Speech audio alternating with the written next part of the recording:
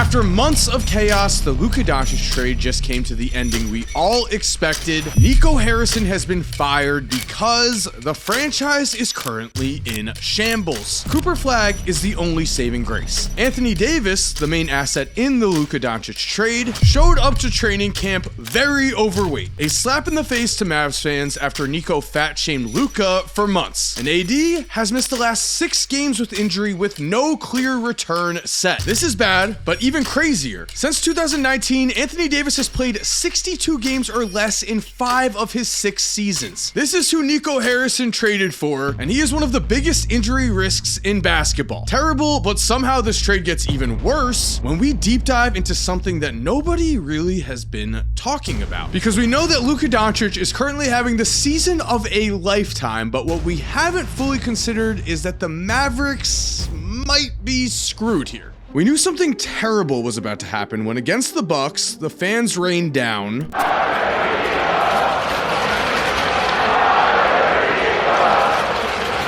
What was the Mavericks owner's response? He went to a fan who had flipped him off on opening night, a fan who was now wearing a Luka jersey, and sat down and told him, hey, we messed up, but we're going to make things better. They did, by firing Nico Harrison, which is hilarious, but can they actually make things better? We know that the worst thing a basketball franchise can be is a team that is stuck in the middle. Not a contender, but someone who's not bad enough to get top picks. And here is what we haven't really been talking about recently. Some people thought that this roster was going to contend for a title. Shaq thought the Mavericks won the trade. Dallas has probably won the trade. I think Dallas definitely won the trade. And Stephen A. Smith said, if Kyrie Irving comes back healthy and Anthony Davis is healthy, I think Dallas should be the favorite to win it all. But the Mavericks are not healthy, and they are just 3-8 to begin the year. The Luka Doncic trade could have brought in young assets if the Mavericks had shopped him around, if they had called anyone but the Lakers to see if they were interested in Luka Doncic. But Nico Harrison did not do that. And now, even with Cooper Flagg, the Mavericks may be stuck. For the next few years, Dallas is locked into their current roster, and that is a scary thought. Anthony Davis keeps getting injured, and Kyrie Irving tore his ACL just last year. Kyrie is also turning 34 this season. He may never be the same player again, which is already awful, right? But let's consider the salary cap here. In the 2028 season, AD and Kyrie alone will be making a combined $105 million.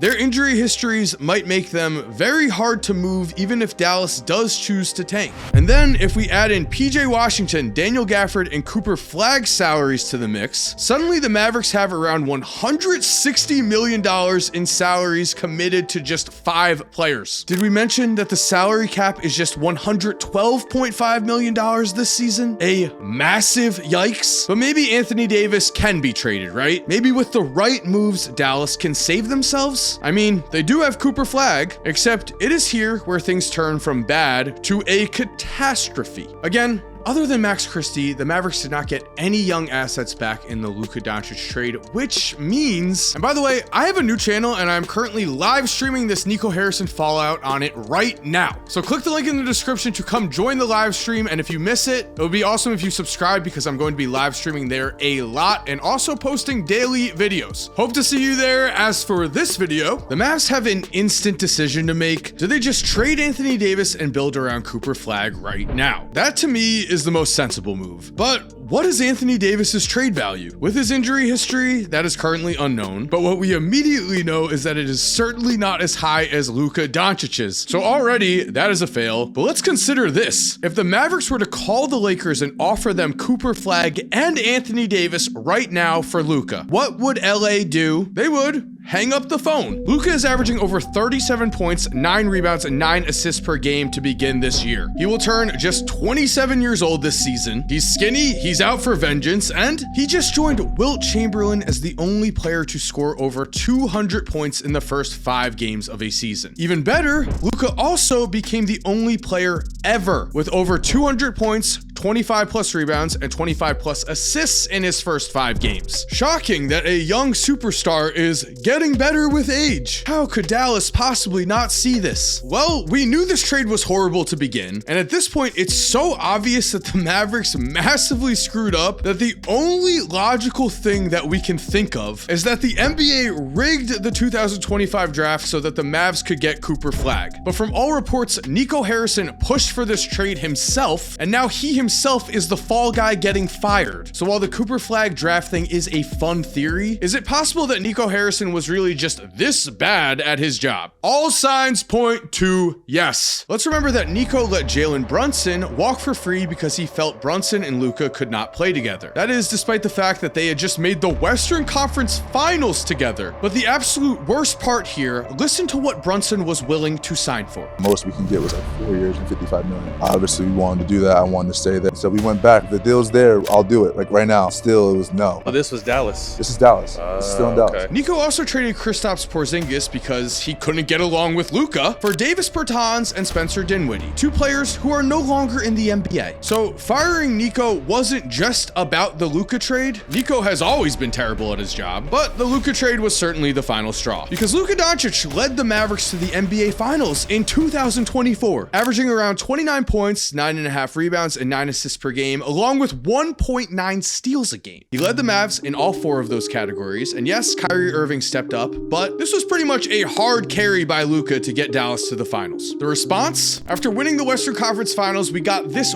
weird clip where Michael Finley took away a beer from Luka. But somehow, NICO Harrison doubted that Luka could ever stay healthy or would ever fully lock in. And now the Mavs and their fans are forced to pay the price. And we're gonna finish here with one final last straw. What do I mean by that? NICO Harrison is leaving this team with almost no real trade assets. Cooper Flagg can be built around, but how is Dallas going to manage this? They do own their 2026 pick, but after that, this situation becomes a nightmare. Their 2027 pick is only top 2 protected, or it goes to Charlotte. With the way the current draft lottery is structured, even the worst record in the NBA has just a 14% chance at pick 1 and a 13.4% chance at pick 2. In 2028, the Thunder can just swap first-round picks with Dallas. 2029, it's the same story. The Rockets hold the Mavericks draft rights. And in 2030, how? The Spurs also have a right to swap picks with Dallas. The Mavs roster has 0 talent on it right now that justifies these picks being owned by other teams. And even if they do trade Anthony Davis for another young player, they can't build around the draft. We might have to watch Cooper Flagg suffer through some awful years with no chance of joining up with another young star. And then after that, what do we expect here? Because the Dallas Mavericks have essentially never brought in a giant name free agent in their entire franchise's history. Maybe that could change if Coop is playing at like an MVP level, but Dirk Nowitzki was not able to attract that kind of talent. So we have to just be realistic here. It is doubtful that's going to happen. NICO Harrison deserved to get fired. The question we're left with is, can the Mavericks fix this situation? And maybe not until past the 2028 or 2030 season is the brutal reality here. So there we have it. Thank you for watching. I hope you enjoyed this video. If you did, I really think you're gonna like this video over here or this video over here. If you're already subscribed, thank you so much for supporting. You are awesome. We all know it. And as always, have an awesome day and